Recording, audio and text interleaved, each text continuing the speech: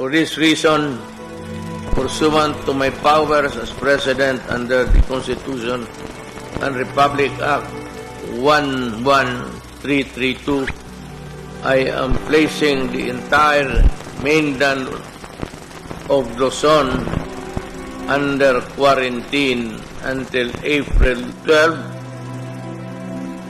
2020, coinciding with the entire end of the Holy Week.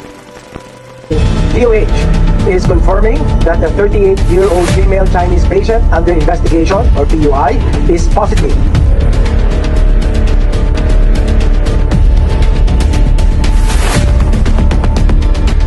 COVID-19.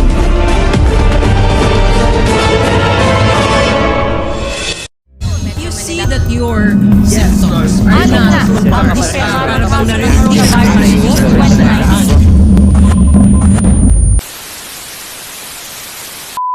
Hi, this is Asuncion. In this video, I'm going to share with you the effects of pandemic featuring different ethical values and issues. So without further ado, let's get started.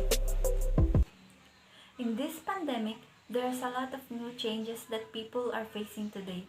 Even if they are already struggling, they still able to smile, help each other, and being a good citizen.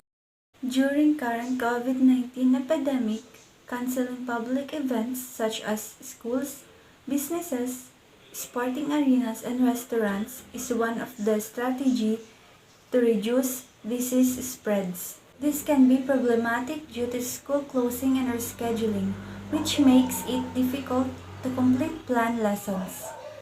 Furthermore, such closures can be significant economic consequences, particularly for companies like restaurants, shopping malls, and entertainment venues.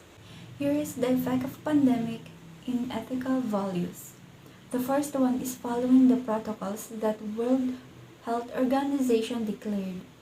By this, people will do the right thing to do for their safety. People will be responsible and disciplined. But there are some people are not following the simple protocols that they are not aware of what will they get. Staying at home is the best thing to do during the pandemic to slow spread COVID-19 cases. By staying at home, we're going to have a strong foundation with your family, bond with your family, and parents will have an opportunity to watch and guide their children on what they should do.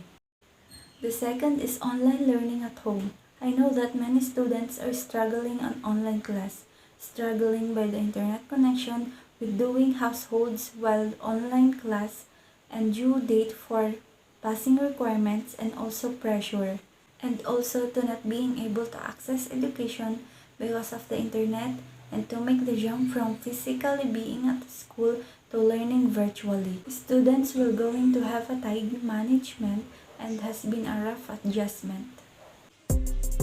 The COVID-19 pandemic poses major ethical issues in areas such as resource allocation and prioritization, physical separation, public health surveillance, healthcare worker rights and obligations, and clinical trial conduct. They are further compounded by countries' various health system and cultural and socio-economic backgrounds. As a result, there is a critical need for guidance at all levels of the worldwide COVID-19 response to ensure ethical research, clinical decision-making, and public health policy-making. During the pandemic, many people lost their jobs, so it will lead to poverty because they don't have income to buy their daily food. So government performed community pantry and giving ayuda house to house to alleviate food shortages. Bereavement, isolation, loss of income, and fear are triggering mental health conditions or exacerbating existing ones. Many people may be facing increased levels of alcohol, insomnia, and anxiety. Students are one of the examples of having mental health during pandemic because of the pressure in online class. Not only pressure but much worry, stress, and grief. The lockdowns and protocols are all part of the COVID-19 prevention strategy. But the most important way we should focus on is the discipline to act after listening to local authorities, since we must work together.